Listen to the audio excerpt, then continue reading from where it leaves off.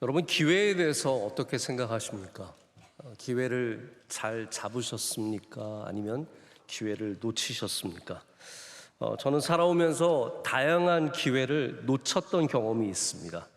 근데 우리 그런 기회들 가운데는 일반적인 기회죠. 반복해서 오는 기회들, 지속적으로 오는 기회, 다음에도 또 할 수 있는 기회들이 또 있습니다. 예를 들어서 정말 힘차게 열심히 뛰어갔는데 지하철역에서 문이 닫히는 걸 본다든지, 그러면은 또 한참, 사실 5분만 기다리면 다시 오니까 큰 문제가 아니죠. 동사무소에 정말 그래도 끝나기 전에 간다고 갔는데 마침 바로 내 앞에서 문을 닫아서 일을 처리하지 못하는 그런 일들을 우리가 다 경험을 해봅니다. 근데 이거는 불편한 정도의 문제이지 우리에게 큰 지장을 주지는 않는 것 같습니다. 그러나 더 중요하게는 우리 평생에 정말 한 번밖에 없는 일, 다시는 돌아오지 않는 일, 혹은 놓치면 우리에게 문제가 되는 그런 기회들도 있습니다.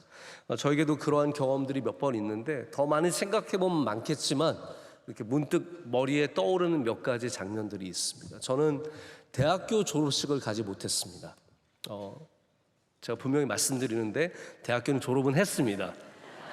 증명할 길이 없는데 졸업식을 가지 않아서 찍은 사진이 없습니다. 그래서 약간 늘 아쉬운 마음이 이렇게 늘 마음에 있는 것 같습니다. 혹시 여러분 가운데 졸업식 그걸 꼭 가야 되나 그런 생각 가지신 분 계시다면 그거 웬만하면 놓치지 마시고 가시는 게 좋은 것 같습니다. 또 하나의 사건은 제가 어느 날 이렇게 강의를 가는데 갑자기 급하게 전화가 와서 받아보니까 저희 아내가 벌써 출산을 하러 들어갔다는 거예요. 얘기를 들어보니까 7개월이었는데 그때가 갑자기 아이가 조산이 되는 바람에 병원으로 가서 급하게 아이를 낳았습니다. 그래서 저는 학교로 가는 길에 돌려서 다시 병원으로 갔지만 이미 한참 늦어서 아이를 한참 뒤에야 만나게 되었는데 늘 아내한테 약간 미안한 마음을 갖게 됩니다. 아마 여러분들에게도 이러한 평생에 한 번밖에 없는 일들을 놓친 일들이 분명히 있을 거라고 생각합니다. 내가 그때 그 직장에 지원했어야 하는데, 그리고 많은 분들이 밤에 이런 생각을 하시더라고요. 그때 그 땅을 샀어야 하는데, 그 아파트를 빚을 내서라도 샀어야 하는데, 혹은 우리가 반드시 가졌어야 하는 자녀와의 대화, 네 혹은 아니요라고 분명하게 말했어야 하는 그런 기회들, 우리 이런 창문이 닫히고 나서야 그게 나에게 얼마나 소중한 기회였는지를 깨달을 때가 있습니다. 그래서 오늘 우리가 먼저 읽은 신약 성경의 말씀, 에베소서의 말씀을 보면은 이 기회에 대해서 말하고 있습니다. 세월을 아끼라, 다시 말해서 기회를 놓치지 말라라고 말하고 있는데 그 전에 우리에게 당부하는 두 가지 자세가 있습니다. 그게 뭐냐 하면 바로 자세히 주의하라는 것과 지혜 있는 자같이 하라. 이 강조하는 말을 두 개나 넣어서 이 기회가 얼마나 중요한지를 우리에게 상기시켜주고 있습니다. 실제로 신앙과 기회는 깊은 관계를 갖고 있습니다. 왜냐하면 우리가 예수님을 나의 구주로 믿게 된 것도 기회를 통해서입니다. 많은 사람들이 그 기회가 왔을 때 어떻게 한번 예배 드리러 왔고 어떻게 한번 교회를 다니게 되었고 그러다가 주님이 나의 구주가 되심을 고백하는 구원의 길에 서게 된 거죠. 반대로 누군가는 그 기회를 놓쳤습니다. 떨쳐냈습니다. 뿌리쳤습니다. 결국은 나중에 문이 닫히고 나면 그제서야 슬피 울며 이를 가는 일들이 생기게 될 것입니다. 성경에는 이렇게 기회를 놓치지 않은 믿음의 사람들의 이야기가 가득합니다. 저는 그래서 오늘 여러분에게 좀 성경의 다양한 사건들을 통해서 이 기회의 창문이 무엇인지를 좀 말씀을 드리고자 합니다. 하나님께서 아브라함에게 너의 아비집을 떠나 내가 내게 명령하는 곳으로 가라라고 했을 때 아브라함은 그 기회를 놓치지 않았습니다. 굉장히 중요한 결정이었지만 그는 담대하게 결정을 내리고 하나님이 말씀하시는 대로 가서 복의 근원이 되었습니다.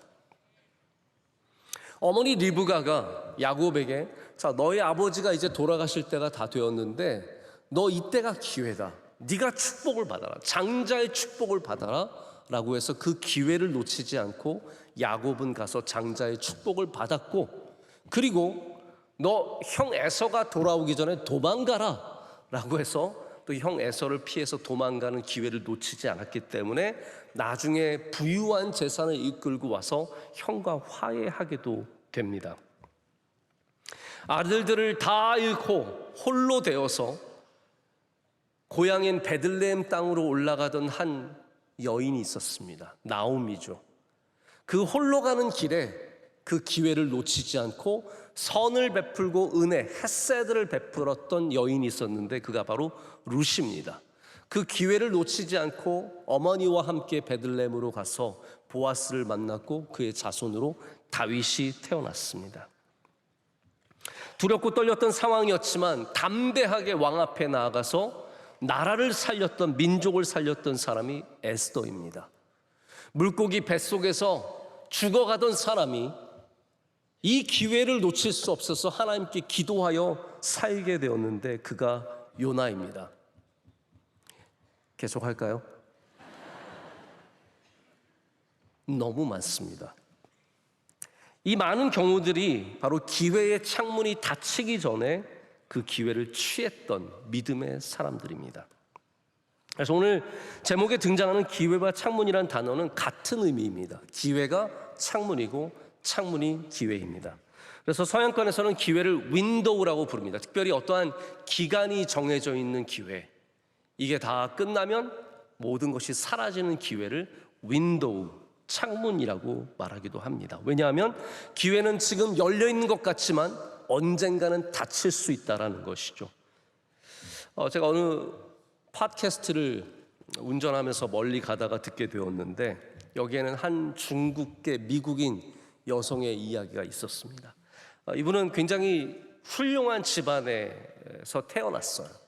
보니까 부모님도 아주 성공하신 이민가이고, 그리고 언니도 의사고 자기도 굉장히 좋은 직업을 갖고 있는 그런 굉장히 똑똑한 집안 사람입니다. 그런데 이 여성이 원래 허리 통증이 지극히 심한 상황이었는데 이상하게 첫 아이를 가졌는데 아이를 가지니까 허리 통증이 사라지는 거예요. 너무 신기하다. 어떻게 이럴 수 있느냐. 의사한테 물어봤더니 아이를 가지면 몸이 변화되면서 그럴 수 있다라는 거예요. 그러면서 그 아이를 낳을 때 어머니가 중국 사람이니까 너 산후조리를 꼭 해라 그렇게 가르쳤다고 합니다. 너 산후조리를 잘하면 그 통증이 사라질 수도 있다. 제가 산후조리가 여러분 영어로 뭔지 아세요? 산후조리가 아닙니다. confinement라고 해서 가둬두는 거 이렇게 얘기를 하더라고요.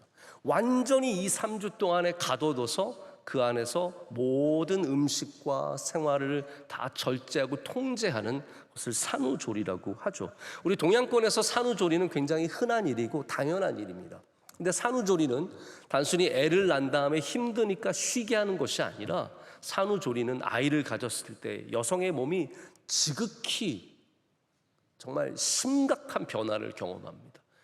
뼈가 관절이 늘어나고 이런 거는 당연한 것이고 호르몬으로 인해서 몸의 체계가 완전히 바뀌기 때문에 그것이 돌아오는 기간 동안에 몸을 회복하게 하는 거예요. 그런데 많은 경우에 실제로 산후조리를 통해서 있었던 병이 사라지기도 하고 없었던 병이 생기기도 한다고 합니다. 근데 이 똑똑한 여성이 엄마 말을 듣지 않은 거죠. 무슨 21세기에 그런 동양의 옛날 방식대로 하느냐라고 해서 자기가 하고 싶은 대로 돌아다니고 먹고 그랬던 거예요. 그러자 허리 통증이 다시 돌아왔습니다. 그래서 이 여성이 다시 임신을 했습니다. 그러니까 또 허리 통증이 사라진 거예요. 그리고 이번에는 내가 이 산후조리 기간을 통해서 이 병을 없애리라 다짐하게 되고 실제로 그 기간을 통해서 그것을 Window of Opportunity라고 말합니다. 기회의 창문을 통해서 그 딱 정해진 기간 동안에 철저하게 산후조리를 잘 함으로 실제로 그 통증을 완전히 버리고 건강한 몸이 되었다는 얘기를 듣게 되었습니다. 일정한 기간이 지나가면 기회가 사라지는 것이죠. 그게 바로 창문이라고 하는 이 비유의 정의입니다. 성경에는 이런 창문이 열리는 기회를 통해서 하나님께 돌아오고 하나님이 주신 기회를 차지하는 사람이 있고, 반대로 이런 창문의 기회를 누리지 못해서 엇갈리는 이야기 두 개가 다 성경 안에 있습니다. 자, 우리가 잘 아는 탕자의 이야기를 한번 생각해 보십시오. 탕자의 비유에는 둘째 아들이 아버지가 돌아가시지도 않았는데 그 많은 유산을 탐해서 나 빨리 달라고, 이거 받고 내가 내 마음대로 살겠다라고 해서 돈을 받아서 멀리 떠나는 아들의 이야기가 나옵니다. 가서 살아보는데 즐겁고 좋고 친구들 돈 달라 그러니까 다 쓴 겁니다. 여자들과 놀고 마시고 먹고 그러다 보니까 빈털터리가 되었어요. 완전히 돈이 떨어지니까 친구도 다 떨어져 나가고 아무도 주변에 없습니다. 그러자 이 사람이 힘들게 살아가다가 돼지 먹이로 주는 쥐엄 열매를 먹으면서 버티다가 갑자기 생각이 떠오른 겁니다. 여러분, 이게 기회입니다. 생각이 떠오를 때 하나님께서 돌아올 수 있는 기회를 주시는 거죠. 아버지가 생각이 나는 게 창문이 열려 있는 것이고, 그게 우리에게 주시는 얼마나 큰 축복의 기회인지 모릅니다. 이 탕자가 아버지가 생각이 난 거예요. 야, 우리 아버지 집에는 종들도 먹을 게 있고 그들도 편히 사는데 내가 어떻게 이렇게 힘들게 고생하며 사느냐. 사람들은 체면 때문에, 부끄러움 때문에 돌아오지 않지만 이 둘째 아들은 부끄러움에도 불구하고 아버지를 찾아갑니다. 나를 종으로 삼아달라고. 그러나 아버지는 그 아들을 동구 밖에서 맞아서 잔치를 벌리고 가락지를 끼워주고 색색 옷을 입혀주면서 이 아들을 크게 환영합니다. 여러분, 그렇게 하나님께서 부르시는 창문이 열릴 때 그 부르심에 응답하는 사람들, 그런 사람들이 복을 받게 되고 아버지 품에 안기는 은혜를 얻게 되는 겁니다. 여러분 생각, 여러분 주시는 말씀, 여러분 그것을 귀한 기회로 삼으시길 축복합니다. 오늘 저는 여러분께 계속해서 성경의 말씀들을 드리는데, 여기 나아만이라고 하는 또한 장군이 있었습니다. 엘리사 때의 장군이죠. 이 사람은 아람이라고 하는 대국의 군대 장관입니다. 이 사람이 나병이 걸렸습니다. 지금으로 말하자면 한센병이 걸려서 정말 사람들도 보지 못하고 너무너무 힘들게 사는데, 그 지역에서 백방으로 소문을 들어봐도 뭐 이 사람을 고칠 수 있는 의사가 없고 어떠한 술사도 이 사람을 고칠 수 없는 겁니다. 그때 이 집에 마침 이스라엘에서 포로로 잡혀온 하녀가 있었습니다. 어린 소녀가 있었습니다. 근데 이 어린 소녀가 아람 군대 장관한테 뭐라고 말하냐면, 여기서는 못 고치지만 이스라엘 가면 고칠 수 있다는 거예요. 제가 많은 사람들 만나보면 정말로 귀한 분들은 하찮은 사람의 목소리에도 귀를 기울입니다.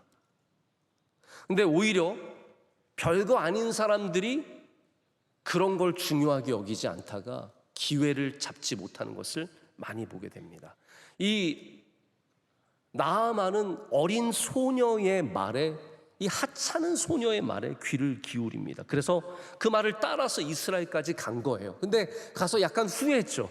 내가 여기 요단강에 들어가려고 여기까지 왔는가? 요단강을 보니까 한심한 거예요. 아람에는 큰 강들이 있고 멋진 강들이 있는데 그런 데가 아니라 이런 쫄쫄 흐르는 물에 내가 들어갔다 나오면 낫는다고? 그런 의심이 들었지만 그가 그 열린 창문에 들어가는 겁니다. 그리고 그 창문 때문에 이 나아만이라고 하는 사람은 나음을 얻게 됩니다. 할렐루야.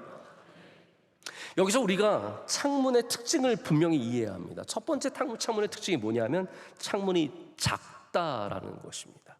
작다. 문에 비해서 창문은 단연코 작습니다. 왜 많은 사람들이 기회의 창문을 놓치는가 하면 이 창문이 작아 보이기 때문입니다. 여러분, 성경 시대의 창문을 한번 상상해 보세요. 제가 고고학적으로 고증을 한 것은 아니지만 상상이 갑니다. 3,000년 전, 2,000년 전의 창문이 지금 우리 창문처럼 이렇게 유리로 된 아름다운 창문일까요? 뭐 샤시를 껴가지고 외부로부터 열을 차단하고 이 안에 열을 보존하고 뭐 바깥에 보이는 창문입니까? 그렇지 않습니다. 이 고대 시대의 창문은 그냥 벽에 있는 문이라고 생각하시면 돼요. 작은 문이 있는 겁니다. 거기다가 대부분의 평범한 사람들의 집에는 아마 나무로 문이 되어 있을 것입니다. 아주 부잣집들, 궁정에나 유리를 끼지 다 대부분 그냥 나무를 다 문으로 삼아서 창문을 여는 겁니다. 이런 창문이 어떻게 누구에게 멋지게 보이겠습니까? 많은 사람들이 대부분 좋은 화려한 멋진 문으로, 큰 문으로 우리에게 기회가 들어오는 줄 압니다. 여러분, 절대로 그렇지 않습니다. 여기 이스라엘에서 잡혀온 작은 소녀가 이 이야기를 했을 때 이것은 절대로 큰 문처럼 보이지 않았습니다. 최고의 의사를 소개해 주는 것도 아니었습니다. 큰 나라로 가라는 것도 아니었습니다. 여기 대국에서 오히려 작은 나라로 가라는 거예요.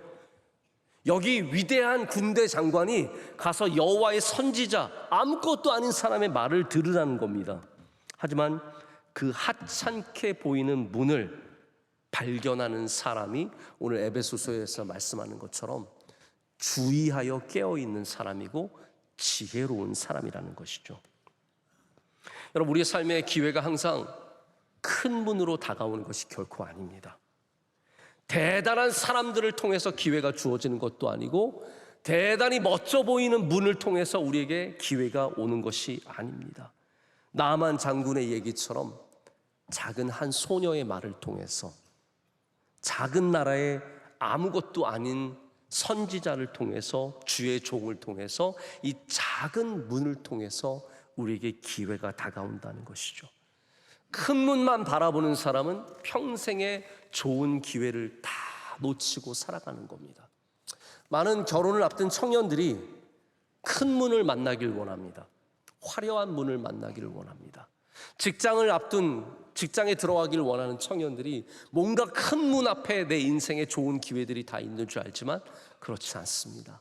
작은 창문 안에 어마어마한 은혜가 담겨져 있고 작은 창문 안에 하나님의 놀라운 역사하심이 있는 줄로 믿습니다. 그래서 은혜의 창문도 작습니다. 큰 문으로 은혜가 막 쏟아져 들어오는 게 아니라 작은 창문을 통해서 하나님께서 우리에게 빛을 비추어 주시고 우리의 안을 채워주시고 우리를 복되게 하시는 겁니다. 여러분, 오늘 우리가 드린 이 작은 예배가 은혜의 창문입니다. 이 창문을 귀하게 여기시는 분들은 이 창문을 통해서 하나님의 위로하심과 힘주심과 능력을 경험하게 되는 것이고, 큰 문만 바라보시는 분들은 결코 하나님의 은혜를 누릴 수 없습니다. 제가 노아의 방주를 보면서 참 신기하게 생각했던 게 뭐냐면, 하나님께서 이 디자인을 다 주시잖아요. 얼마만큼 만들라, 얼마나 길게, 얼마나 높게, 3층으로 만들어라, 문은 어떻게 내어라, 그리고 놀랍게도 창문을 내라고 말씀하세요. 저는 당시에 어떻게 배를 지었는지 잘 모르겠지만 배에 창문을 다는 것은 아마 흔하지 않았었던 일이 아닐까 생각을 합니다. 그런데 노아는 이 배에 하나님이 말씀하신 대로 창문을 답니다. 그리고 놀라운 것은 이 창문을 통해서 하나님께서 은혜의 빛을 이 방주 안으로 비춰주셨다는 거예요. 모든 하늘과 땅을 물이 덮고 있을 때 노아의 가족들이 유일하게 하늘을 볼 수 있는 통로는 이 작은 창문이었습니다. 이 작은 창문을 통해서 그들을 덮고 있던 슬프고 괴로운 날에 하늘을 바라보며 하나님의 은혜를 구할 수 있었고, 하나님은 날이 밝아올수록 점점 그 안에 은혜의 빛을 비춰주셨습니다. 여러분의 가정이 방주라면 거기에 반드시 은혜의 창문이 열려 있어야 합니다. 은혜의 창이 있어야 합니다. 우리 가정의 행복이 큰 문으로만 들어오는 게 아니고, 돈이 많아야만 들어오는 게 아니고, 좋은 직장, 좋은 학교에만 들어가야 오는 것이 절대로 아닙니다. 여러분의 가정에 하나님을 향한 은혜의 창문이 있다면 그 창문을 통해서 하나님께서 날마다 주의 빛을 비춰 주실 줄로 믿습니다. 노아의 가족들은 이 창문을 통해서 나중에 까마귀를 날리고 비둘기를 날림으로써 결국은 땅에 돌아갈 수 있는 은혜를 얻게 됩니다. 우리 삶에 하나님을 향한 창문을, 또한 오늘 구약 본문에 나오는 것처럼 다니엘처럼 그 창문을 활짝 열 수 있어야 작지만 분명하게 우리에게 은혜가 되는 창문에 놀라운 기회가 있을 줄로 믿습니다. 두 번째로, 창문은 좋아 보이지 않을 때가 많습니다. 하나님께서 허락하시는 많은 기회가 정말로 아름다운 치장을 하고 나타나는 게 아닙니다. 오히려 허름한 옷을 입고 나타나서 우리에게 더욱더 주의하여 지혜 있게 지혜를 갖추도록 요구합니다. 허름한 옷을 입고 나타나는 것을 기회로 발견할 수 있는 사람이 정말 주의하는 사람이고 지혜 있는 사람이라는 거죠. 여러분, 그러면 어떻게 하면 우리가 주의하고 지혜를 가질 수 있을까요? 저는 여기에는 한 가지 답밖에 없다고 생각합니다. 기도해야 합니다. 모든 기회 앞에서 우리는 기도할 수 있어야 합니다. 이거 되게 좋아 보이는 기회, 화려한 기회 앞에서 더 많이 기도하셔야 되고요, 아무것도 아니게 보이는 작은 기회 앞에서도 기도하실 수 있어야 합니다. 어려움이 다가오셨습니까? 그 어려움이 기회가 될 수 있는 것은 기도를 통해서입니다. 실망하고 절망하고 괴로워만 하면 그것은 어려움으로 끝납니다. 그러나 환난과 고난과 어려움이 다가와도 그것을 기회로 만들 수 있는 사람들은 기도하는 사람들인 거예요. 하나님께서 그 어려움을 통해서 길을 열어주시고 여러분을 새로운 곳으로 인도해 주시고 선하게 인도해 주신다는 말입니다.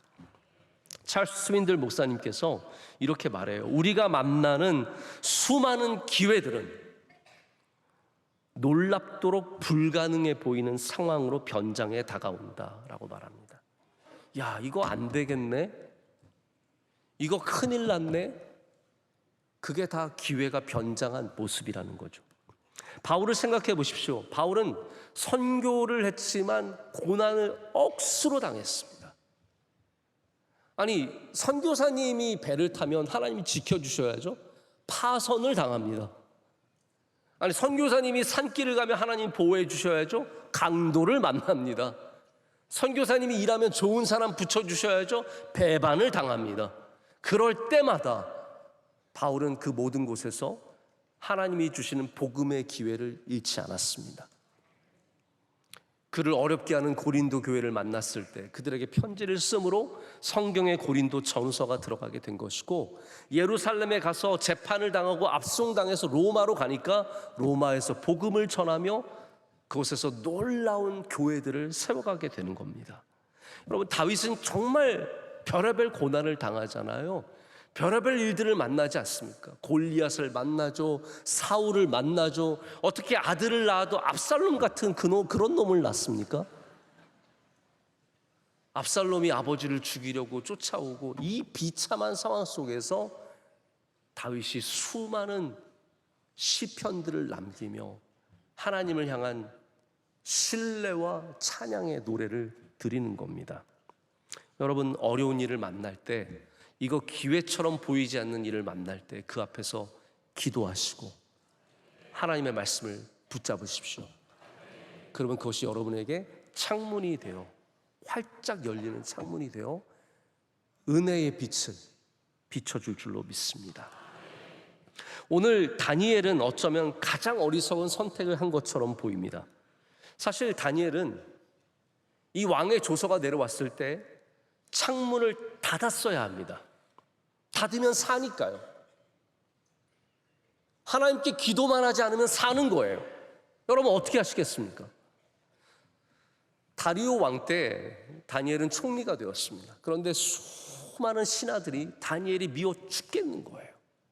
다니엘만 없어지면 좋겠다는 생각을 가져서 이 신하들이 똘똘 뭉쳐서 법안을 상정합니다. 이런 게 표적 수사예요. 표적 수사, 표적 입법, 다수의 횡포로 이 사람 하나 잡아놓기 위해서 법을 만든 겁니다. 한마디로 그게 뭡니까? 왕 외에 다른 신이나 사람에게 기도하는 사람은 사자굴에 집어넣겠다는 거예요. 근데 여기 기한을 정합니다. 며칠이요? 30일 동안. 자, 그러면 우린 이렇게 생각하면 됩니다. 30일만 기도 안 하면 되겠네. 근데 다니엘은 반대로 생각하죠. 내가 이럴 때일수록 더 기도해야 된다. 얼마나 다른 생각입니까? 제가 이것 때문에 약간 고민을 해봤어요. 저 목사로서 굉장히 부끄러운 마음이 사실 들었습니다. 저에게도 가끔씩 성도님들이 오셔서 목사님 어떻게 할까요? 이렇게 물어보시는 분들이 계세요. 그럴 때마다 저는 그래도 가장 성경적이고 사람의 방식이 아니라 하나님이 기뻐하시는 일들을 말씀해 드리려고 노력을 하는데, 제가 오늘 이 이야기를 읽으면서 나는 안 되겠다. 여러분, 저한테 찾아오지 마세요. 저한테 조언을 들으시면 잘못될 가능성이 굉장히 큽니다. 제가 만약 다니엘이요, 저희 교회 성도예요. 목사님, 큰일 났습니다. 제가 기도하면 저를 사자굴에 집어넣는다고 합니다. 근데 30일만 안 하면 된대요. 그럼 저는 그 이야기를 들으면서 이런 생각, 그래 30일 하나님께서 그거 뭐 안 견뎌주시겠냐, 30일 지나고 다시 기도하면 되는 거 아닌가, 30일 지나고 금식까지 하고 그러면 되겠네. 그럼 전 다니엘한테 이렇게 말해줄 것 같아요. 하나님이 다니엘 총리님을 정말 사랑하시는데 너무 걱정하지 말고 근심하지 말고 창문 열지 말고 조용히 기도하세요. 그리고 30일 지난 다음에 다시 창문 열고 기도하세요. 근데 다니엘이 어떻게 합니까? 가서 창문을 엽니다. 제가 볼 때는 창문만 안 열었으면 안 잡혀가는 겁니다. 누가 알아요? 혼자서 윗방에 올라가서 기도하는데 누가 봅니까? 근데 다니엘은 가서 창문을 연 거예요. 그게 뭐예요? 나 기도합니다. 나 기도할 겁니다. 이거예요. 창문을 활짝 열고 예루살렘을 향해서 하루 3번 다니엘이 기도합니다. 여러분, 여기에 중요한 원리가 있습니다. 우리가 모든 면에서 그리스도인임을 세상에 막 드러낼 필요는 없습니다. 막 식당에서 통성기도 안 해도 됩니다.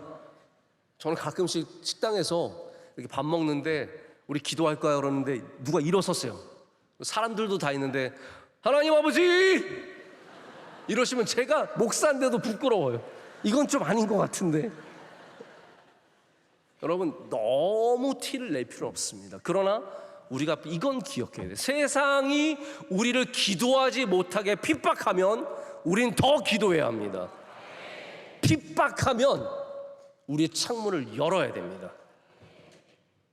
회사에서 김 부장 뭐 밥 먹을 때 기도해? 그러면 더 기도하셔야 돼요. 세상이 우리를 족쇄 채우고 협박하고 집어넣겠다고 하고 사자굴에 넣겠다고 하면 우리는 그 창문을 더 열어야 합니다. 왜냐하면 그것이 바로 우리가 믿는 사람임을 드러낼 수 있는 기회이기 때문입니다. 기회예요. 하나님이 그 기회를 주신 겁니다. 하나님께서 그 기회를 취하는지를 보시는 겁니다. 여러분이 정직할 수 있는 기회, 하나님께 예배할 수 있는 기회, 기도할 수 있는 기회를 놓치지 마시고 다니엘처럼 창문을 열 수 있는 믿음 가지시길 축복합니다. 성경에는 반대로 기회를 놓친 사람들의 이야기도 많이 나옵니다. 제가 마침 지난주에 어느 모임에서 솔로몬에 대한 이야기를 나눌 기회가 있었습니다. 여러분, 솔로몬이 어떤 사람입니까? 성전을 지은 사람 아닙니까? 근데 성경은 우리에게 뭘 보여주냐 하면 성전을 지은 사람도 하나님을 버릴 수 있다는 걸 보여주는 겁니다. 우리는 우리의 공로가 우리의 신앙이 아니라는 것을 분명히 알아야 합니다. 우리가 11조를 10억을 냈어도 그게 내 신앙이 아닐 수 있습니다. 모든 일에 헌신하고 모든 일에 앞장섰어도 그것이 나의 지금 현재의 신앙을 말해주는 게 아닙니다. 솔로몬은 하나님께서 지혜를 주시고 권세를 주시고, 역사학자들이 조사해 보면 온 인류 역사상 가장 부자가 누구였느냐? 대부분이 솔로몬이라고 말합니다. 근데 성경은 솔로몬이 얼마나 부자였는지 별로 관심이 없습니다. 솔로몬이 그 지혜가 많고 그 능력이 많은 사람이었지만 결국은 성경이 관심을 갖는 것은 그가 하나님을 경외했느냐, 하나님의 종으로 살았느냐거든요. 근데 솔로몬은 이방 여인들, 이방 나라들과 화친하기 위해서 그 나라의 공주들을 자기의 후궁으로 아내로 데려오면서 점점 왕궁이 우상으로 가득해졌습니다. 산당을 끊임없이 세워가고, 그리고 하나님이 가장 경멸하시는 몰렉, 밀곰, 그모스라고 하는 인신 제사를 드리는 우상을 흰놈의 골짜기에 세우고 거기서 제사를 지낸 사람이 되었습니다. 근데 이걸 기억해야 돼요. 하나님께서 무려 솔로몬에게 2번이나 설득하셨어요. 너 이러면 안 되지 않겠니? 너 우상으로부터 떠나야 되지 않겠니? 너 이거 그만둬야 되지 않겠니? 여러분, 하나님께서 여러분 가운데 그런 감동을 주실 때 그거를 기회로 여기실 수 있어야 합니다. 우리 옛날에 약장수들이 그 말을 했지만 날이면 날마다 오는 게 아니에요. 그런 기회들이 영원토록 있는 게 아닙니다. 솔로몬에게 하나님께서 2번을 말씀하셨는데 솔로몬이 듣지 않자 하나님께서, 버리시지 않으시는 하나님께서, 여러분 성경에 하나님께서 자주 버리시던가요? 아니에요. 하나님 버리시는 분이 아니세요. 그러나 솔로몬을 놓아버리십니다. 다니엘은 전혀 반대의 길을 걸어갑니다. 그에게 기회의 창문이 열렸을 때 담대하게 그는 윗방으로 올라가서 그의 창문을 열고 예루살렘을 향해서 내가 하나님을 믿습니다 라고 고백하는 그 기회를 많은 사람들에게 보여줍니다. 여러분, 우리에게 그런 믿음을 드러낼 수 있는 기회뿐만이 아니라 누군가를 섬길 수 있는 기회가 있고, 누군가를 사랑할 수 있는 기회가 있고, 내 시간을 내어줄 수 있는 기회가 있고, 헌신할 수 있는 기회가 있고, 학생들은 공부할 수 있는 기회가 있으며, 직장인들은 열심히 일할 수 있는 기회, 창문이 있다는 사실을 잊어서는 안 됩니다. 이게 언젠가는 닫힌다는 거예요. 예배도 마찬가지입니다. 우리가 예배할 수 있는 기회가 있는 겁니다. 지금 이곳에 와서 예배하고 싶은데 병원에서 못 오시는 분들이 얼마나 많은지 아십니까? 목사님, 저 교회 가서 한번 예배 드리고 싶습니다. 여러분, 걸어서 나오실 수 있을 때 이것을 귀하게 여기시고 이 기회를 취하시길 축복합니다. 예배할 수 있는 것이 얼마나 귀한 기회인지 모릅니다. 제가 이번에 어떤 언론사의 회장님을 만났습니다. 근데 그분이 저한테 그런 얘기를 하시더라고요. 목사님, 우리 교회에 장로님들이 기도를 하실 때 꼭 이렇게 기도하시더라고요. 오늘도 온라인으로 예배드리시는 분들에게 동일한 은혜가 있게 하여 주시옵소서. 저한테, 목사님, 이게 맞는 기도입니까? 그럼 어떻게 기도할까요? 온라인 예배 드리는 사람에게 반만 은혜가 있게 하여 주시옵소서. 뭐라고 기도를 해야 될까요? 여러분, 우리가 온라인 예배 드리는 곳에 동일한 은혜가 있게 해달라고 하는 기도는 코로나 때 했던 기도입니다. 왜 그렇습니까? 여기 나올 수 없었으니까.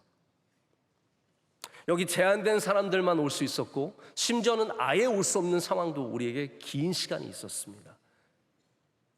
그때는 어디서 예배 드리든 그곳에서 동일한 은혜가 있었던 거예요. 저는 지금도 목양적으로는 지금 온라인으로 예배 드리신 여러분들에게 동일한 은혜가 있기를 바라는 마음이 분명하게 있습니다. 그러나 예배할 수 있는데, 여기 올 수 있는데 지금 오지 못하고 계시는 분들, 오지 않고 계시는 분들은 여러분, 하나님이 열어주신 창문의 기회를 버리고 있는 겁니다. 저는 분명하게 압니다. 여기 계신 분들은 다 이미 여기 오신 분들인데, 온라인 예배와 집에서 편하게 앉아서 드리는 예배와 여기서 드리는 예배는 같아요? 달라요? 달라요. 여러분, 올 수 있으면 오십시오. 기회입니다. 저도 날이면 날마다 이 말하는 거 아닙니다. 제가 뭐 매주 이런 얘기를 하던가요? 아닙니다. 저도 이게 기회이기 때문에 말하는 것이고, 어쩌면 이것은 하나님이 주시는 기회일 수 있습니다. 우리 대부분의 한국 교회들이 30%의 성도들을 잃었습니다. 아직도 집에서 예배 드리시고 또 교회를 아예 나오지 않으시는 분들이 많이 있습니다. 여러분, 움직일 수 있을 때, 교회로 나올 수 있을 때 그 창문의 은혜를 기억하며 나오시길 축복합니다. 말씀을 맺습니다. 공항에 가면 수많은 비행기들이 이륙을 앞두고 대기하고 있습니다. 게이트마다 그 도시를 향해서 가는 승객들이 기다리고 있습니다. 그런데 그 비행기에 탈 수 있는 시간은 딱 정해져 있습니다. 윈도우가 있습니다. 보딩 시간이 시작되고 비행기 출발하기 20분, 30분 전이면 모든 게이트는 문을 닫습니다. 아무리 높은 사람이 와서 나 좀 들어가게 해주세요. 면세점에서 뭐 사느라고 정신없이 사다가 늦게 와가지고 저 들어가야 합니다. 이미 문은 닫혔습니다. 이미 문이 닫히면 성경의 말씀처럼 슬피 울며 이를 감밖에 없습니다. 오늘 우리 앞에 열려있는 창문이 무엇입니까? 그리고 우리는 어떻게 그 기회를 다니엘처럼 활짝 열 수 있겠습니까? 오늘 에베소서의 말씀처럼 주의하여 지혜 있는 자처럼 어떻게 할 수 있겠습니까? 오늘 이것만 꼭 가져가시길 바랍니다. 하나님 앞에 깨어있는 사람은, 기도하는 사람은 기회의 창문을 누릴 수 있습니다. 여러분, 그러한 주의하여 지혜 있는 자처럼 여러분에게 주신 기회를 누리시는 주님의 귀한 백성 되시길 축복합니다. 하나님 아버지, 감사합니다. 오늘 우리에게 귀한 은혜의 창문을 열어주시고 와서 이곳에서 예배하게 하시니 감사합니다. 하나님 아버지, 우리 평생에 많은 창문들을 만날 텐데 그때마다 주님이 주시는 은혜로 기회의 창문을 놓치지 않도록 우리 가운데 역사하여 주시옵소서. 예수님의 이름으로 기도드립니다. 아멘.